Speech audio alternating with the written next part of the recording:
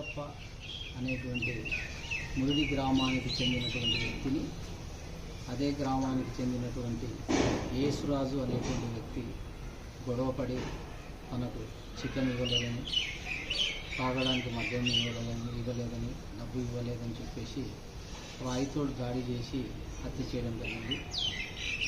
చనిపోయిన మృతుడి పిన్నమ్మ ఇచ్చినటువంటి ఫిర్యాదు మేరకు నిన్నటి దినం సాయంత్రం 5 గంటలకి హత్య కేసుగా నమోదు చేయడం జరిగింది.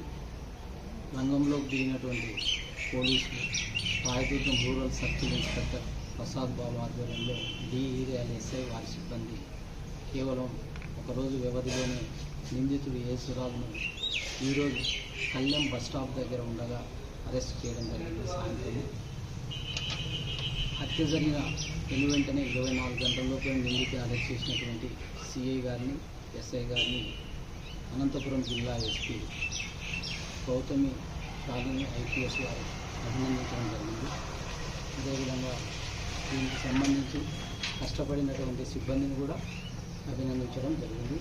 వారి రివార్డును కూడా సిఫారసు చేయమని చెప్పి ఉన్నారు. దాని మేరకు వాళ్ళ రివార్డ్స్ కూడా జిల్లా SP గారికి రికమెండ్ చేయడం జరుగుతుంది. Thank you. గ్రామంలో ఎలాంటి రాజకీయ నేపథ్యం లేదు. సో గ్రామంలో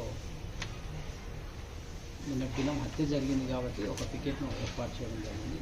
తర్వాత వివరాల్లోకి వెళ్తే మనకు ఇంటరాగేషన్ కూడా నిందితుడు ఇట్లా తాగడానికి మద్యం ఇవ్వలేదని, అదేవిధంగా తయారు చేసుకున్నటువంటి చికెన్ ఏదైతే చికెన్ కాళ్ళది పాయ తయారు చేసుకుంటే అది ఇవ్వలేదని చెప్పి రాయితో కుట్టినా అని చెప్పేసి ఈ యొక్క ఇంటరాగేషన్లో కూడా అంగీకరించడం జరుగుతుంది.